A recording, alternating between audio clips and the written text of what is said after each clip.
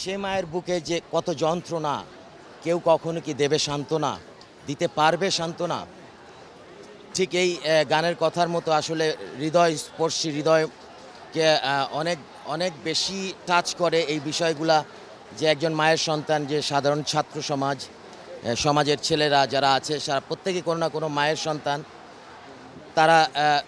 তারা যদি আর কখনো মা বলে না ডাকে, এর থেকে বড়, তাদেরকে যদি আর না পাওয়া যায়, তাদের সে ডাক শুনতে না পাওয়া যায়, তো এর থেকে বড় কষ্টের আর কিছু নাই। প্রতিটি মায়ের জন্য আমি সমবেদনা জানাই আর্ক ব্যান্ডের পক্ষ থেকে, এবং প্রতিটি পরিবারের সমবেদনা জানার জন্য আমরা এখানে এসেছি। অনেকে বলছেন যে তাদের দায়বদ্ধতার জায়গা থেকে এবং পরবর্তী প্রজন্মকে নিরাপদ একটি সিচুয়েশন দেওয়ার জন্য আসলে এখানে আসা, তো এই ব্যাপারটা যদি আরেকটু বলতেন। আসলে সত্যি কথা এটা, যে আর কোনো মায়ের বুক যেন খালি না হয়, বা আর কোনো বিচার বহির্ভূত মৃত্যু, এই অপ্রত্যাশিত ঘটনা না ঘটে। স্পেশালি ছাত্র সমাজের ক্ষেত্রে এরা সবাই আমাদের ছোট ভাই, সবাই আমাদের সন্তান। সুতরাং এই জিনিসটা যেন বন্ধ হয়, সেই জন্য প্রত্যেকটা মাই চাইবে যে এটার সাথে একমত হতে। হাসান ভাই, কেমন বাংলাদেশ চান?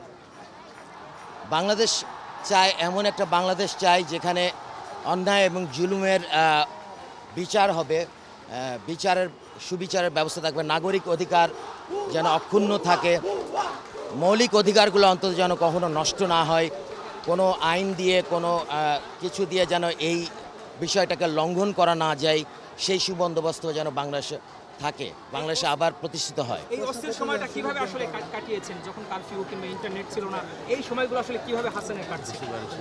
আমরা আসলে এই সময়টা অত্যন্ত ইয়ের সাথে জানাতে হচ্ছে যে আমরা এই সময় দেশের বাইরে ছিলাম, একটি কনসার্টের জন্য আমরা গিয়েছিলাম, বাট ওখানে আমরা সমস্ত খবর শুনেছি, যদিও ইন্টারনেট তখন বন্ধ ছিল, কিন্তু আমরা খবর শুনেছি এবং এর জন্য সহমর্মিতা আমরা ওখানেই জ্ঞাপন করেছি। আজকে সকালে সরকার অর্থাৎ প্রধানমন্ত্রী বলেছেন যে শিক্ষার্থীরা যদি আলোচনা করতে চায় তার দরজা খোলা আছে, এটি নিয়ে কি বলবেন বা এটি কিভাবে দেখছেন? এটা তো অবশ্যই, এই কথাটা অবশ্যই পজিটিভ। শিক্ষার্থীদের আন্দোলনের যে বিষয়বস্তু সেটা যদি মেনে নেওয়া হয়, সেটা সবার জন্য শান্তি এবং সবার জন্য এটা মঙ্গল বয়ে আনবে। যদিও এটা অনেক দেরি হয়ে গেছে, কিন্তু যেটা প্রথমেই বললাম যে আসলে এটাই দরকার এই মুহূর্তে, যে দেশে শান্তি ফিরে আসার জন্য যে মৌলিক অধিকারের যে আন্দোলন, সেটাকে মেনে নেওয়া সবার জন্য মনে হয় এটা ভালো হবে।